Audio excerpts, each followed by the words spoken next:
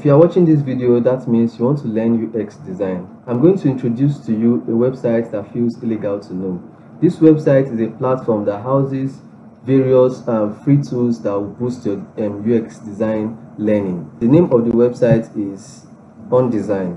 So when you log on to ondesign.learn.uno, you can check the link in my bio. Just click on the link and it's going to take you to somewhere like this.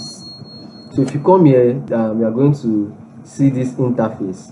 So this interface are a list of tools that you are going to need for different aspects of your design.